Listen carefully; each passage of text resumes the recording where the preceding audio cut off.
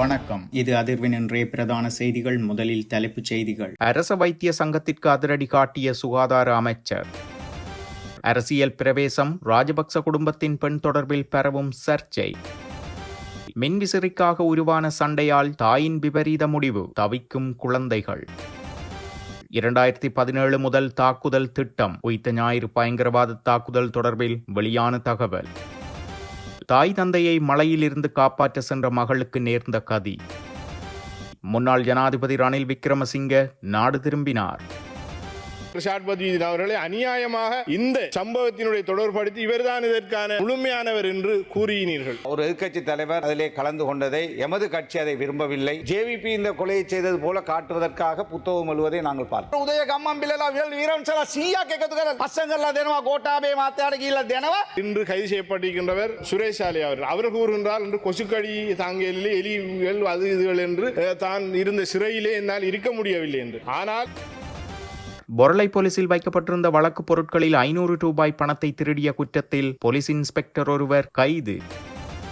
உயிர்கள் பல பறிபோயிருக்கின்றன. இதற்கு யார் பொறுப்பு கூற வேண்டும்? இவர்களுக்கு தேவையான விடயத்தை இவர்கள் சுகாதார அமைச்சிடமோ அல்லது அரசிடமோ கேட்க வேண்டும். அரசின் செயற்பாட்டிலே அல்லது சுகாதார அமைச்சின் செயற்பாட்டிலே அவர்கள் மூக்க நுழைக்க தேவையில்லை. தேவை என்றால் அரசு வைத்திய அதிகாரிகள் சங்கத்துடன் நடத்தவிருந்த கலந்துரையாடல் நடைபெறாதென சுகாதார அமைச்சர் நலிந்த ஜெயதிச நேற்று தெரிவித்திருந்தார். நாடாளுமன்றில் வைத்திய பணி பகிஷ்கரிப்பு குறித்து கருத்து தெரிவித்த அமைச்சர், இவ்வாறான முறையில் நடந்து கொண்டால் இன்று வழங்கப்படவிருந்த பேச்சுவார்த்தையை நான் நடத்த மாட்டேன். இந்த வேலை நிறுத்தம் அநியாயமானது. இதற்கு அரசாங்கம் என்ற ரீதியில் நாங்கள் முகம் கொடுக்க தயாராக உள்ளோம் என்றும் அவர் குறிப்பிட்டிருந்தார். அரசியல் நோக்கங்களுக்காக ஒரு சிறிய குழுவினால் முன்னெடுக்கப்படும் இந்த வேலை நிறுத்தத்தை தொடர வேண்டாம் என கேட்டுக்கொண்ட அமைச்சர், இன்று முதல் பணியை பொறுப்பேற்க உள்ள புதிய வைத்திய அதிகாரிகளுக்கு தேவையான பாதுகாப்பு வழங்கப்படும் என்பதால் எவ்வித அச்சமுமின்றி அவர்கள் கடமைக்கு சமூகம் அளிக்கலாம் என்றும் தெரிவித்திருந்தார். சுகாதார அமைச்சினால் பயிற்சிக்கு பிந்தைய நியமனங்களை வழங்குவதில் ஏதேனும் தவறு இழைக்கப்பட்டிருந்தால் அதற்கு நீதிமன்றத்தின் உதவியை நாடுவதே சிறந்ததெனவும் அவர் சுட்டிக்காட்டியுள்ளார்.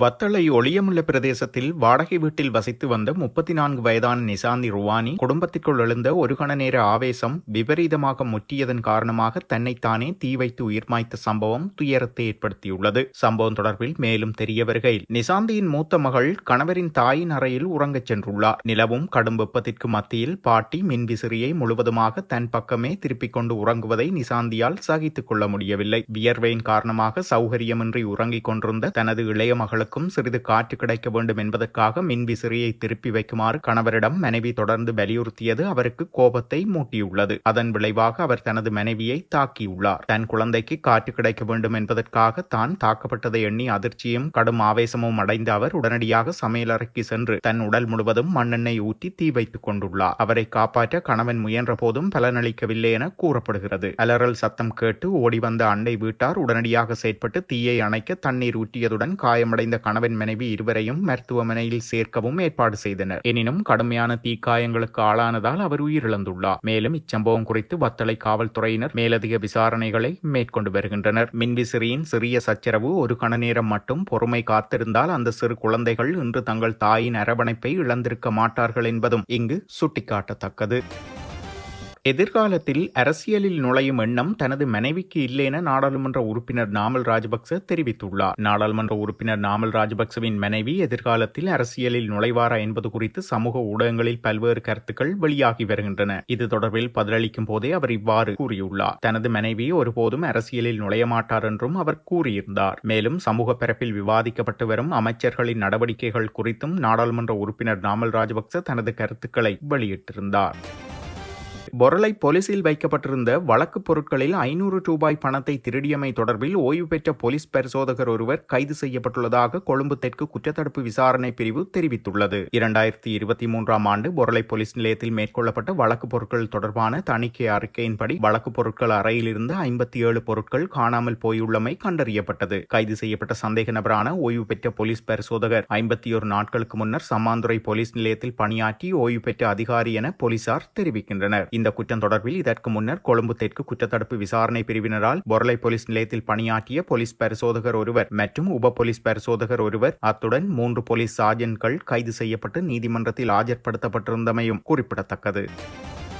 உயிர்த்த ஞாயிறு பயங்கரவாத தாக்குதல் ஒரு தனிப்பட்ட ஒருவரின் சம்பவம் அல்ல, அது திட்டமிட்ட தாக்குதல் எனவும் இச்சம்பவம் 2017ஆம் ஆண்டிலிருந்து முன்னெடுக்கப்பட்ட ஒரு சதி திட்டம் என்பதும் இதுவரை நடத்தப்பட்ட விசாரணைகள் மூலம் தெரிய வந்துள்ளதாகவும் பொதுமக்கள் பாதுகாப்பு அமைச்சர் ஆனந்த விஜயபால தெரிவித்துள்ளார். தாக்குதலுடன் தொடர்புடைய பெருமளவிலான வழக்குகள் தற்போது நீதிமன்றங்களில் விசாரிக்கப்பட்டு வருவதாகவும் தற்போது நடைபெற்று வரும் நீதித்துறை நடவடிக்கைகள் காரணமாக சில தகவல்களை இந்த கட்டத்தில் வெளிப்படுத்த முடியாதென்றும், இருப்பினும் ஈஸ்டர் ஞாயிறு தாக்குதல்கள் ஒரு தனிப்பட்ட சம்பவம் அல்ல, மாறாக ஒரு பரந்த சதியுடன் தொடர்புடைய தொடர்ச்சியான நிகழ்ச்சிகளின் ஒரு பகுதி என்றும் விசாரணைகள் மூலம் உறுதிப்படுத்தப்பட்டுள்ளதாகவும் அமைச்சர் கூறியுள்ளார். தாக்குதலுக்கு பின்னால் உள்ள முழு உண்மையை வெளிக்கொணரவும் பாதிக்கப்பட்டவர்களுக்கு நீதியை உறுதிப்படுத்தவும் முன்னெடுக்கப்படும் முயற்சிகள் தொடர்வதாக அமைச்சர் மீண்டும் வலியுறுத்தியுள்ளார்.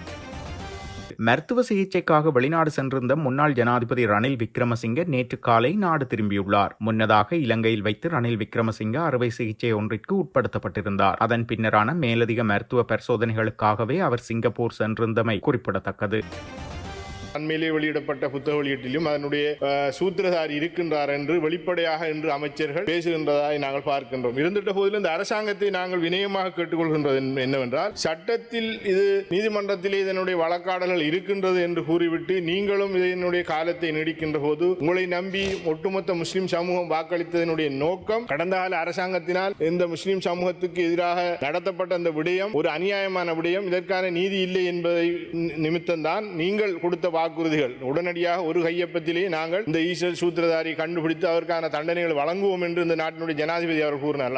அந்த விடயத்தை முன்வைத்து 3 தேர்தலிலே நீங்கள் வெற்றி பெற்றீர்கள். ஒன்று ஜனாதிபதி தேர்தல், அடுத்த பொது தேர்தல், உள்ளூராட்சி மன்றத்தில். இதெல்லாம் முடிந்து மார்ச் மாதம் கடந்த 2025 சூத்திரதாரியை வெளியிடுவோம் என்று கூறியும் கூட இதுவரைக்கும் அதை செய்யாமல் இப்போது நீங்கள் கூறுகின்ற விடயம் இது நீதிமன்றத்திலே வழக்குகள் இருக்கின்றது என்று. நாங்கள் இந்த விடயத்தை உங்களிடத்தில் அழுத்தமாக கூறுகின்ற போது எங்களுக்கு அழுத்தம் தர வேண்டாம் என்று கூறுகின்றனர். நாங்கள் ஏன் இதை கூறுகின்றோம் என்றால், ஒட்டுமொத்தமாக பாதிக்கப்பட்டவர்கள் இந்த முஸ்லிம் சமூகம், குறிப்பாக எங்களுடைய தேசிய தலைவர் ஷாட் பத்வீதீன் அவர்களை அநியாயமாக இந்த சம்பவத்தினுடைய தொடர்படுத்தி இவர்தான் இதற்கான முழுமையானவர் என்று கூறினீர்கள். கூறியதனுடைய சூத்திரதாரியாக அதனுடைய நிறுவனராக இன்று கைது செய்யப்பட்டிருக்கின்றவர் சுரேஷ் சாலை அவர்கள். அவர் கூறுகின்றார் என்று கொசுக்கடி தாங்கியலில் எலிகள் அது இதுகள் என்று தான் இருந்த சிறையிலே என்னால் இருக்க முடியவில்லை என்று. ஆனால் நான் நினைக்கின்றேன் 500க்கும் மேற்பட்ட முஸ்லிம் உலமாக்கள், இளைஞர்கள், யுவதிகள், பெண்கள் என்று அரசியல்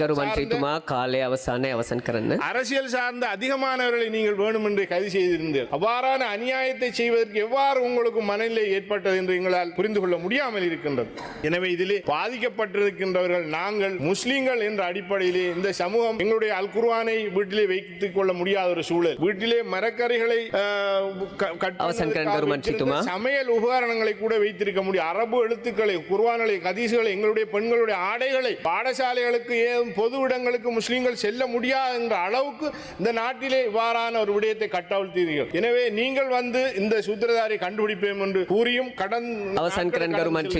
எனவே அவசரமாக இந்த விடயத்தை நீங்கள் முன்னெடுக்க வேண்டும் என்று எதிர்க்கட்சி தலைவருடைய அன்றைய அந்த அங்கு கலந்து கொண்ட விடயத்தை எமது கட்சி என்ற அடிப்படையிலே இந்த நாட்டிலே ஒரு எதிர்க்கட்சி தலைவர், அதுவும் சஜபையுடைய தலைவர் அதிலே கலந்து கொண்டதை எமது கட்சி அதை விரும்பவில்லை. அவ்வாறான செயல்பாடுகள் அவருக்கும் இந்த எதிர்க்கட்சிக்கும் ஒரு பெரிய எதிர்காலத்திலே பாதிப்பை ஏற்படுத்தும் என்பதை உயர் சபையிலே நான் சொல்லி வைக்க விரும்புகின்றேன். அதே போல இந்த பாதிப்பு விஷயத்திலே அதிகமாக பாதிக்கப்பட்டவர்கள் கத்தோலிக்க மக்கள் பல உயிர்களை பலி கொடுத்தார்கள். அதே போல சமாந்தரமாக முஸ்லிம் சமூகமும் பெரிய அளவிலே பாதிக்கப்பட்டிருக்கிறது. எனவே இன்று ஜேவிபி இந்த கொலையை செய்தது போல காட்டுவதற்காக புத்தகம் எழுவதை நாங்கள் பார்க்கிறோம். அதே போல இவ்வளவு காலமும் ஹிஜாஸ் ஹிஸ்புல்லாவை, என்னை, அதே போல என்னுடைய சகோதரரை, அஜ்சாத் சாலியை, சாபி போன்றவர்கள் எல்லாம், அர்னாப் ஜாசிம் போன்றவர்களை சொன்னவர்கள் இப்பொழுது முஜிபுர் ரஹ்மானின் மீது அவர்களுடைய அதாவது துரோகத்தனத்தை காட்டுவதை நாங்கள் பார்க்கிறோம். இதெல்லாம் என்ன செல்லுகிறது என்று சொன்னால், சதியினால், சூழ்ச்சியினால், பொய்யால் இந்த பாஸ்கு சம்பவத்தை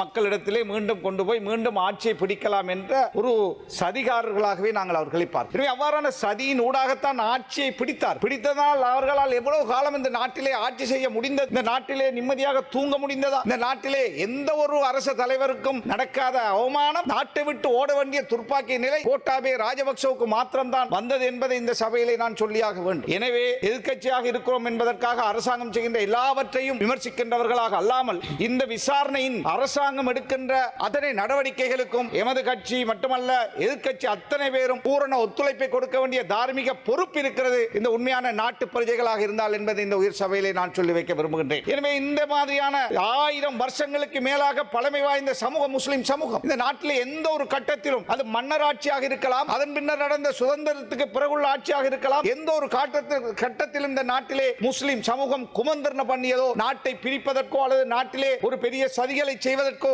எந்த ஒரு சதியையும் செய்த ஒரு சமூகம் அல்ல. ஆனால் சஹ்ரான் போன்ற சதிகாரர்கள் கயவர்கள் இந்த நாசகாரர்களை யாரோ ஒரு சதி பின்னால் இருந்து இயக்கி இருக்கிறார்.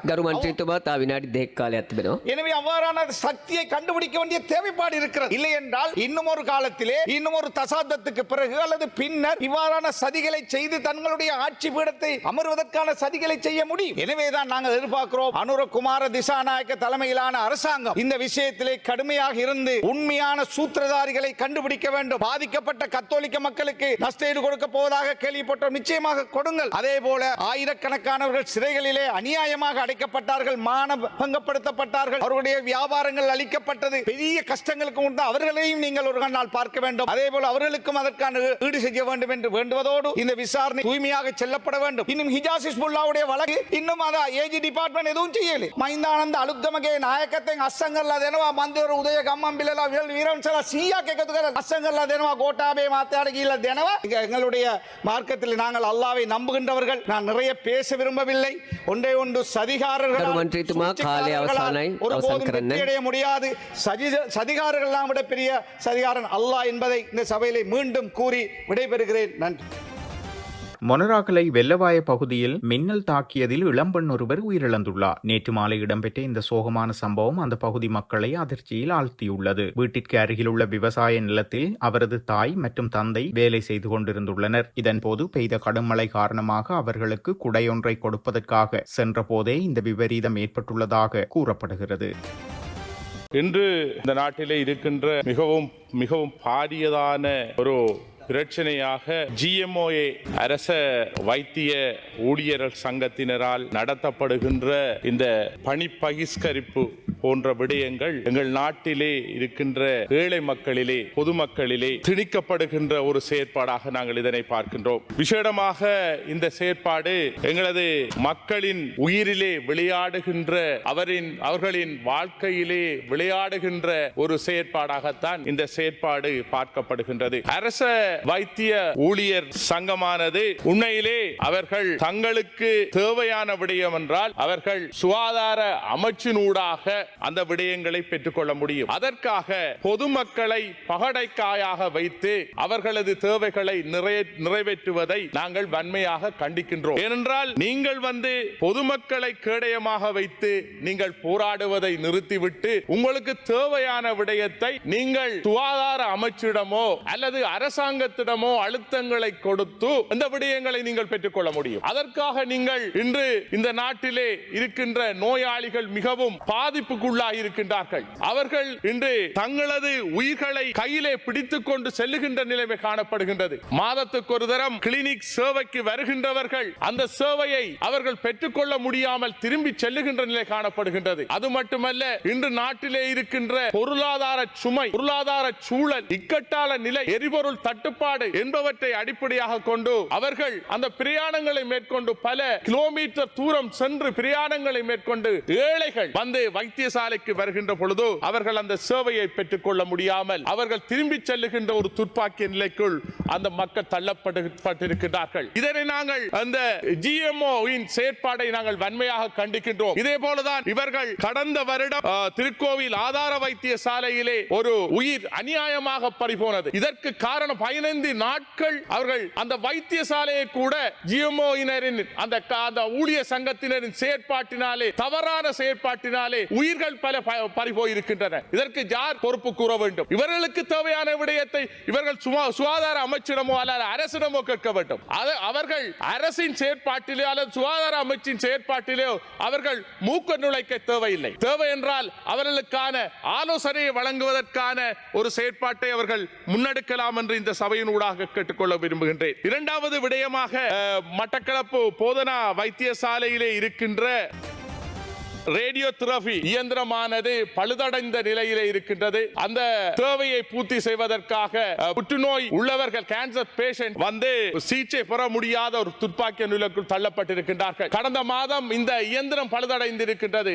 ஆனால் தற்பொழுது வரை அந்த இயந்திரம் சீர் செய்யப்படாமல் இருக்கின்றது. பல தூரத்திலே இருந்து பல இடத்திலே இருந்து அவர்கள் இந்த சிகிச்சைக்காக வந்து அந்த சிகிச்சையை பெற்றுக் கொள்ளுகின்ற அந்த நிலைமை இல்லாமல் அவர்களின் உயிர் ஊசலாடி கொண்டிருக்கின்றது. அவர்கள் இந்த இக்கட்டான காலகட்டத்திலே வேறு இடங்களுக்கு சென்று கொழும்போ அல்லது கண்டியிலோ சென்று அவர்கள் அந்த மருத்துவ உதவியை பெற்றுக்கொள்ள முடியாது. ஏனென்றால் அவர்களுக்கான அந்த செலவு வசதி என்பது மிக குறைவாக இருக்கின்றது. இங்கே அமைச்சர் அவர்கள் இருக்கின்றார்கள். அமைச்சர்களிடம் தாழ்மையான ஒரு விண்ணப்பத்தை இந்த இடத்திலே விடுக்கின்றேன். சுகாதார அமைச்சர் அவர்களே, மட்டக்களப்பு போதனா வைத்தியசாலையில் இருக்கின்ற அந்த ரேடியோதெரபி அந்த இயந்திரத்தை நீங்கள் உடனடியாக புனரமைப்பு செய்து சீர் செய்து கொடுக்கும்படி மிக தாழ்மையுடன் இந்த சபையினூடாக கேட்டுக்கொள்ள விரும்புகின்றேன். இரண்டாவதாக இங்கே சொல்லப்படுகின்ற விடயம் எங்களது மின்சார கட்டணமானது எதிர்காலத்திலே 53% உயர்த்தப்படுவதற்கான சாத்தியக்கூறுகள் கூடுதலாக காணப்படுகின்றது. இது என்ன காரணத்துக்காக இந்த செலவுகள் அந்த நுகர்வோர் மத்தியிலே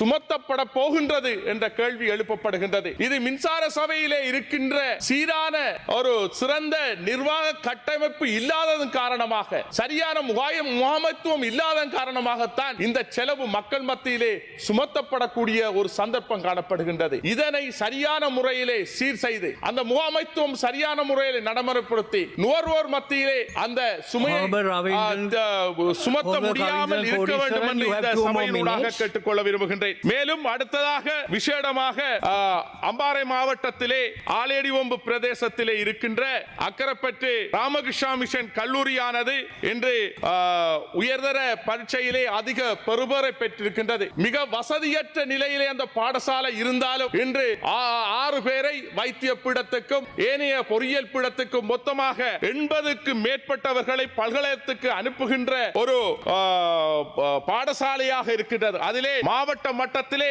ரமேஷ் தேசித் என்பவர் உயிரியல்